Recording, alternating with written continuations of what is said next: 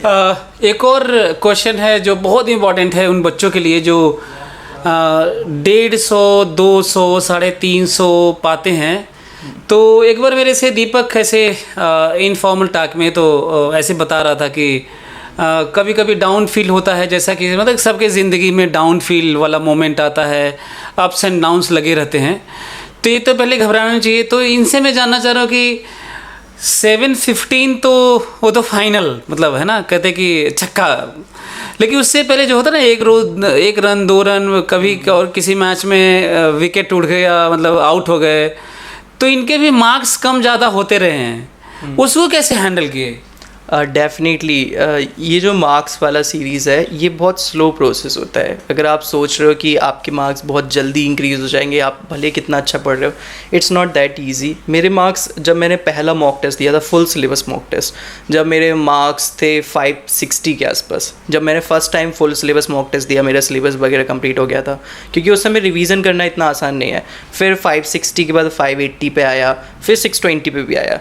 जब एक बार 620 पर आया तो वो 2-3 महीने तक 620 पे ही रहा। मैंने काफ़ी कोशिशें की, काफ़ी रिवीजन किया, और ज़्यादा टेस्ट वगैरह ट्राई किया और प्रैक्टिस किया, लेकिन फिर भी वो 2-3 महीनों तक 620 पर भी रहा। ऐसा लगा कि प्लेट्यू आ गया है। फिर मैंने सर से बात की, नागिन सर से बात की, उनसे डिस्कस किया कि क्या किया जा सकता है, क्योंकि मार्क्स स्टॉप हो गया है। और ऐसा प्रिपरेशन में अक्सर होता है कि एक समय के बाद आपके मार्क्स स्टॉप हो जाते हैं एक समय पे।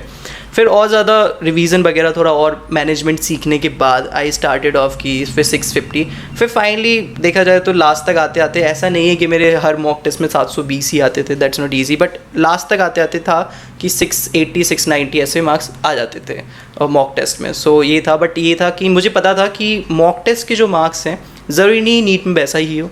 अगर तुम्हारे मॉक टेस्ट में ज़्यादा आ रहे हैं तो तुम ये मत सोचो कि तुम्हारे नीट में ज़्यादा ही आएंगे, या फिर तुम्हारे कम आ रहे हैं तो ये भी मत सोचो कि नीट में कम ही आएंगे। नीट काफ़ी ज़्यादा अनएक्सपेक्टेड चीज़ें नीट में हो जाती है और हम सबको पता है। एक चीज़ और है, जिन लोग भी मॉक टेस्ट से मार्क्स कमा रहे हैं, जब मेरे 620 आते थे और मेरा टारगेट था कि एम्स दिल्ली जाना है, उसके लिए एटलीस्ट 700 प्लस तो चाहिए एम्स दिल्ली के लिए, तो वो तो मैं बहुत दूर हूँ।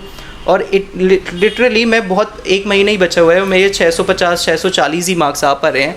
तब मुझे फर्स्ट टाइम वो डर फील हुआ कि मेरा शायद ना हो पाए या फिर मेरा सपना टूट जाएगा। वो डर जब फील हुआ एंड आई रियलाइज़ कि शायद मैं पीछे रह जाऊं, या फिर हो सकता है कि मैं 2 साल से जो मेरे दिमाग में थॉट है कि मैं एम्स दिल्ली जाऊंगा एक अच्छी रैंक के साथ, वो चीज़ पॉसिबल ना हो पाए। बट स्टिल आई ट्राइड कि एटलीस्ट मैं जितना कर सकता हूँ मैं करूँ। एंड मेरा ये कॉन्सेप्ट, एक थ्योरी सी रहती थी कि मेरे मार्क्स कम आ रहे हैं, इसका मतलब एटलीस्ट मेरे पास कुछ सीखने को है, मेरे पास कुछ करने को है। जिसके हर मॉक टेस्ट में 720 में 720 आ रहे हैं किसी स्टूडेंट के, उसके पास कुछ नहीं है सीखने को, उसके पास कोई अपनी गलतियाँ सुधारने को नहीं, उसके पास कुछ काम नहीं अभी बचा करने को।